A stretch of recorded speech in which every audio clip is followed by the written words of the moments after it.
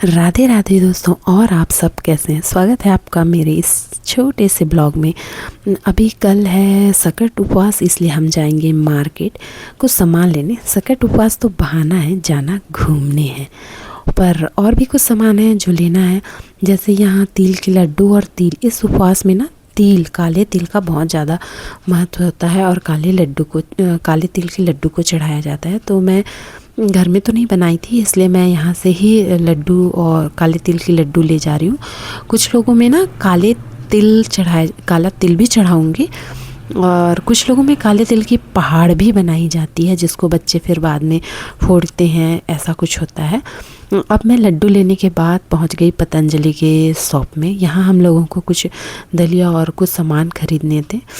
आज ठंड बहुत ज़्यादा है, तो मुझे बाकी सामान का तो पता नहीं, पर देखो मेरा बिस्किट आ गया, इस बात की मुझे बहुत खुशी है और मैंने ढेर सारा बिस्किट लिया।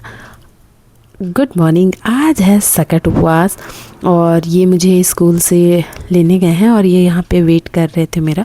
तब तक मैं आई नहीं थी। वीआईपी हमेशा लेट एंट्री लेते हैं। जैसे ही मैं एंट्री ली, देखो ये मैंने एंट्री लेते के साथ बड़ी खुशी से पूछा, क्योंकि मुझे पता था कुछ ना कुछ नया होगा। और आते के साथ भाई मैं चल पड़ी अपने छत में जाने के कई रीज़न थे। ऊपर आज ठंड बहुत है जैसा कि, तो ऊपर जाके मुझे ये देखना था कि पूजा मैं कहाँ पे कर सकती हूँ, साफ़ है या नहीं है। और आज धूप ऐसे देखने में ज़रूर आपको लग रहा है कि बहुत ज़्यादा है, पर ऐसा था नहीं। और यहाँ ये देखिए, ये फूल और मेरे स्वेटर और मेरा कलर सेम हो रहा है ना, ये कितना सुंदर लग रहा है, देख रहे होंगे।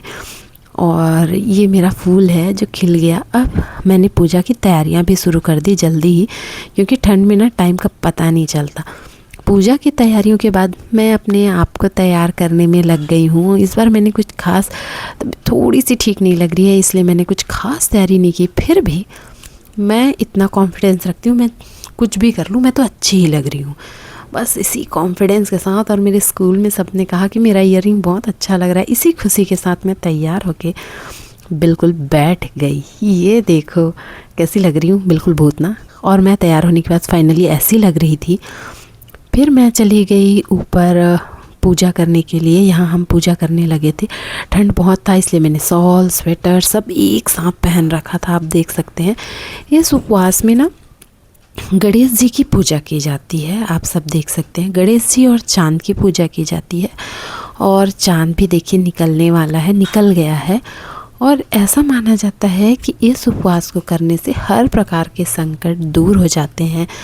आप ऐसे साल में ये चौथ भी कहा जाता है, गणेश चौथ। तो ये साल में 4 चौथ आते हैं, जिसमें से मैं 2 रहती हूँ, एक करवा चौथ और ये वाला उपवास। यहाँ पे हम पूजा कर रहे थे। पूजा में काला तिल के लड्डू, सेब, बाकी सारी चीज़ें भी मैंने अरेंज कर ली थी। यहाँ मैं पान चढ़ा रही थी। चांद निकल चुका था।